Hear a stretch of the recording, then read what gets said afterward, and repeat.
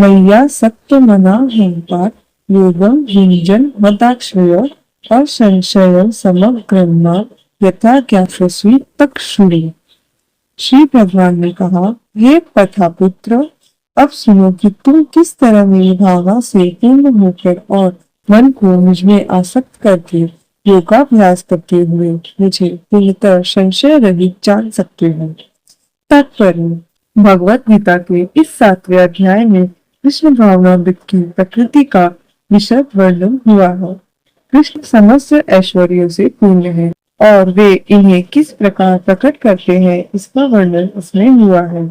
इसके अतिरिक्त इस अध्याय में इसका भी वर्णन है कि 4 प्रकार के भाग्यशाली व्यक्ति कृष्ण के प्रति आसक्त होते हैं और 4 प्रकार के भाग्यहीन व्यक्ति कृष्ण के शरण में कभी नहीं आते।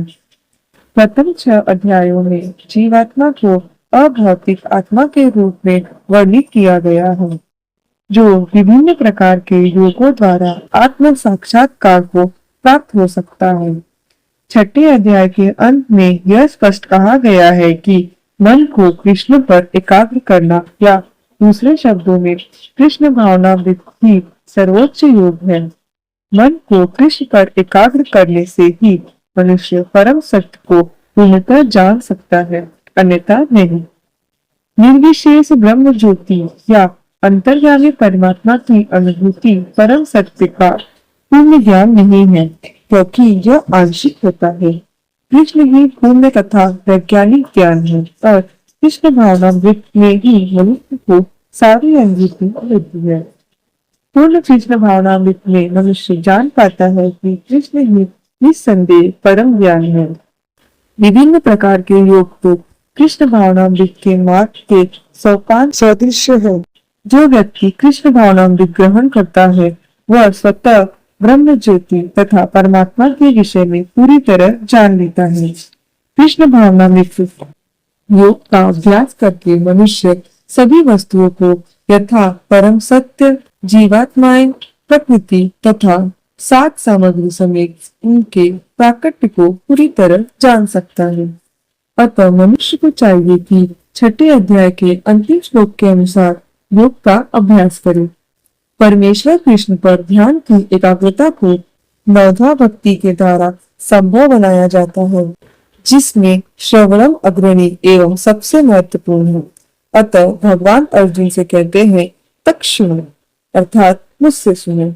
कृष्ण से बढ़कर कोई प्रमाण नहीं, अतः उनसे सुनने का जिसे सौभाग्य प्राप्त होता है वह पूर्णतः कृष्ण भावना भावित हो जाता है।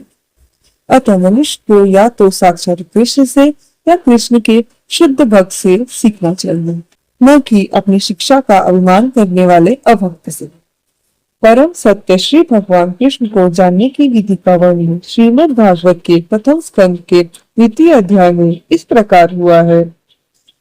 श्रीन्वतां स्वकथाः कृष्ण पुण्य श्रवण कीर्तनः हृदयन्तस्थो ह्या भद्राणि विधुनोति सुहृत्सताम् नष्ट प्रायेषु भद्रेषु नित्यं भागवत सेवया भगवत हितम श्लोके भक्तिर्भवति नैष्टिकी तदा राजस्य मोभावा काम लोभादयश्चये चेत एतर्नाविद्धं स्थितं सत्त्वे प्रसीदति।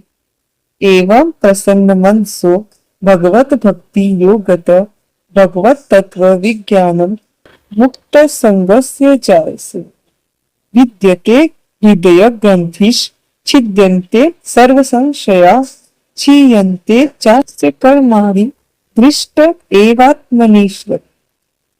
वैदिक साहित्य से श्री कृष्ण के विषय में सुनना या भगवत गीता से साक्षात उन्हीं से सुनना अपने आप में पूर्ण कर्म है, और जो प्रत्येक हृदय से वास करने वाले भगवान कृष्ण के विषय में सुनता है उसके लिए वे शुभेक्षु मित्र की भांति कार्य करते हैं, और जो भक्त निरंतर उनका श्रवण करता है उसे वे शुद्ध कर देते हैं।